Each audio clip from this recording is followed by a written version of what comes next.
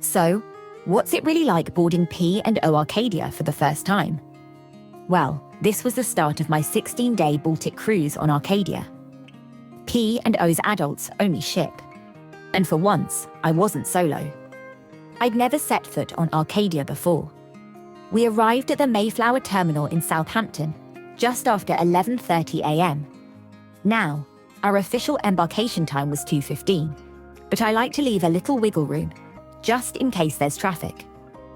And you never know how many other cruise ships are docked, so I'd rather come early, and if I have to wait to embark, then at least it's stress-free.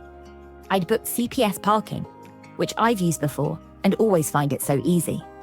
You drive up, show your confirmation, and the team takes your keys.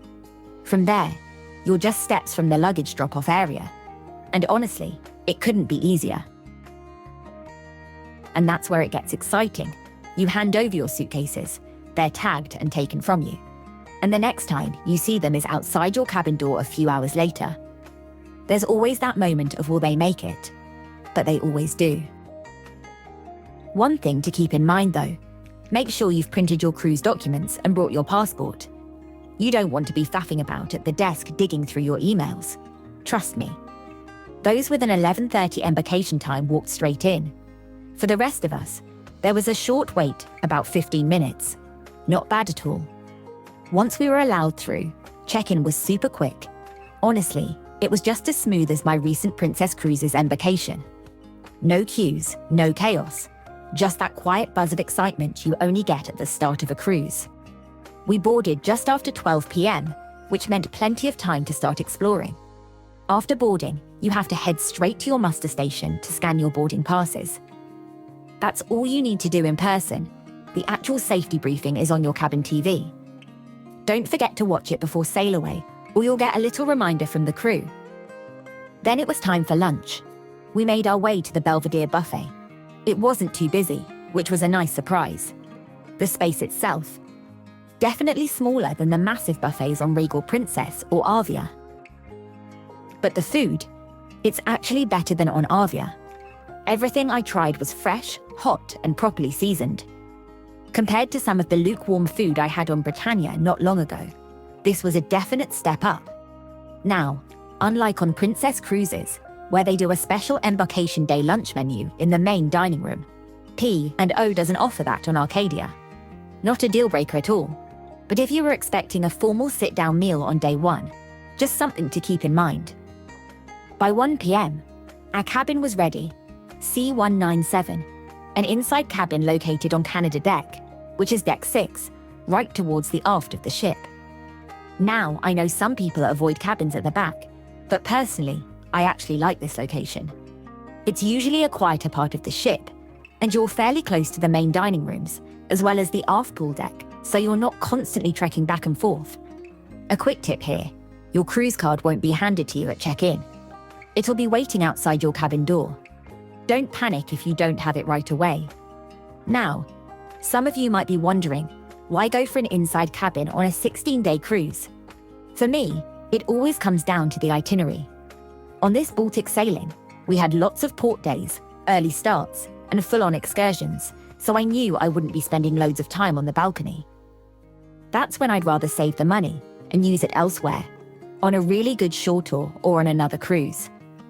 That said, I was pleasantly surprised. The cabin felt roomy, there was plenty of wardrobe space, and it never felt claustrophobic. The bed was comfy, and the bathroom, while it does still have a shower curtain, was spotless. You've also got a safe hairdryer and a kettle with tea and coffee that's topped up daily, a must for any British cruiser. Now here's something to note, the plug situation isn't ideal. There's one UK plug, one American, and one European socket, and that's it. Plus, nothing by the bed at all. So my tip, bring a small extension lead or a travel adapter, especially if you've got phones, cameras, or a Kindle to charge like I do. I packed a compact one with a couple of USB ports and plugs, and it made all the difference. Also, our luggage actually arrived really quickly, by around the time we got to our cabin.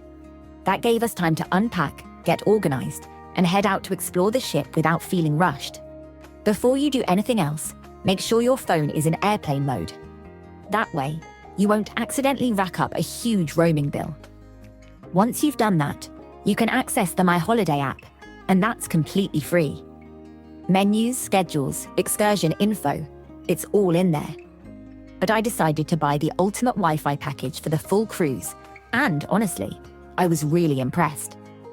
It was quick enough for uploading social media, streaming films, and even FaceTiming family back home. Now for the fun bit, time to explore. I set off to have a proper wander around the ship. Arcadia isn't huge, especially compared to Avia or Britannia, but I really like that. The smaller size makes everything feel more manageable. It's easy to find your way around, and you're not walking a marathon every time you want a coffee. The atrium isn't quite a showstopper, no glass elevators or dramatic staircases, and that's a bit disappointing. There isn't really anywhere on the ship that has the wow factor, but you can find your way around easily. And I've got to say, I really enjoyed this first wander around Arcadia. If you're curious about what the rest of the ship looks like, from the bars and lounges to the spa, theatre, and every pool on board, make sure you subscribe, because next week I'll be uploading a full ship tour. Every deck, every venue, you won't want to miss it.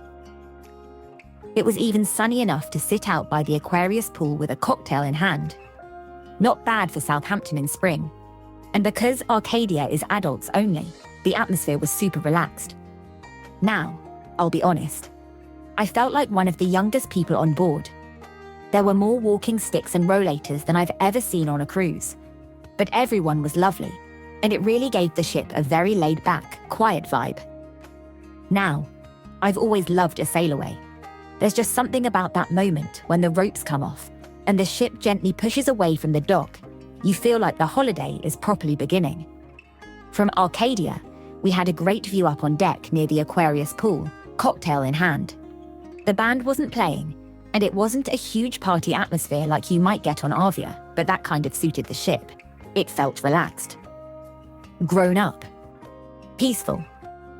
And there's something really special about standing at the back of the ship, watching the wake stretch out behind you as the coast disappears into the distance. If you can, get up on deck for Sailaway. Whether you're a first-time cruiser or a regular, it never gets old. After soaking up the fresh air and a cocktail or two on deck, I headed back to the cabin to freshen up for dinner. I'd chosen Freedom Dining, which gives you flexibility, but it can get busy. If you wanted a table for two on the first night, you were looking at a 90-minute wait. So we decided to share, and I'm glad we did. Met some lovely people. The new main dining room menu was excellent. Genuinely a big step up from what I've had on other P&O cruises recently. Good variety, fresh ingredients, and beautiful presentation. After dinner, we headed to the Palladium Theatre to see the evening show. And it was a proper cruise-style performance. Upbeat, fun, and just what you want to kick off a holiday. So, what are my first impressions of Arcadia? Honestly, I really like her. Yes, she's older. No, she's not flashy. But she's got charm, character, and a sense of calm that a lot of newer ships just don't have. The food's better than expected. The Wi-Fi actually works, and the adults only vibe. It's a game changer if you're after peace and quiet. But here's the thing, what does the rest of Arcadia actually look like?